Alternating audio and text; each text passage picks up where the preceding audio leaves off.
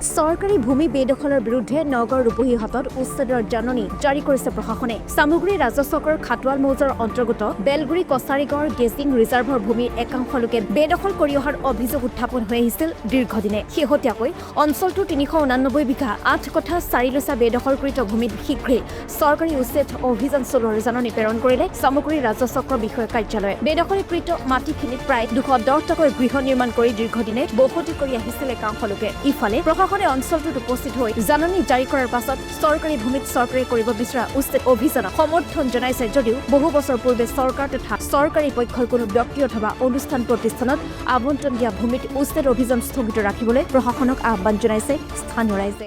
গাঁৱৰ নাম হৈছে 3 নং বেলগুৰি। ৰাজচক্ৰ অন্তৰ্গত আমাৰ ইয়াক কছাৰী গাঁও 3 নং বেলগুৰি।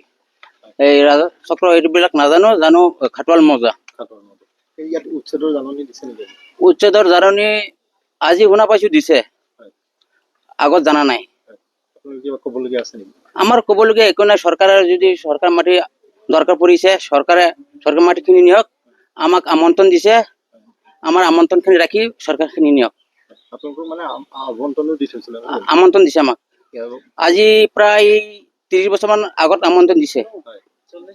আমাৰ ইয়াত জন্ম হৈছে, আমাৰ ইয়াত জন্ম হোৱাৰ পিছত প্ৰায় 35-40 বছৰমান হৈছে আমাৰ বয়স।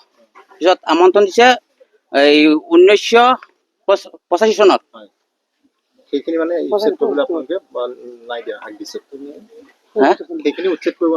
না, আমন্ত্ৰণখিনি উচ্ছেদ কৰিব নালাগে। চৰকাৰে চৰকাৰ মাটি আছে, সিহঁতৰ দৰকাৰ পৰিছে লৈ যাওক, আমাৰ আপত্তি নাই। আমন্ত্ৰণ দিয়া মাটি কিমান মান পৰিয়াল আছে? আমাৰ ইয়াত আমন্ত্ৰণ মাটি দিয়া অনুমানিক 170-80 মান আছে। 170 ঘৰ মান আছে। 70-80 মান আছে। নাম মোহাম্মদ নাজিবুৰ ৰহমান। গাঁওখনৰ নাম হল বেলগুৰি। ইয়াত উচ্ছেদৰ জাননী আজি শুনা পাইছো, উচ্ছেদ হ'ব বুলি। আৰু নিউজত গম পাইছো, মানে ৰাতিপুৱা মানুহ আহিছিলে। আমি ধানৰ মাটিখিনি থাকো। আজি আপোনাৰ 1974 চনত থানত মাটিখিনি যে আমাক চমজাই দিছিলে, যে তথাপতে সেইটো ভগৱতী আই থান আমাক চমজাই দিছে যে চোৱা চিতা কৰিবৰ কাৰণে। আমি চোৱা চিতা কৰি আছো, ইয়াত কোনো বেদখল হোৱা নাই। আজি 1 বছৰ আগত এবাৰ আলোচনা হৈছিলে বেদখল হ'ব বুলি।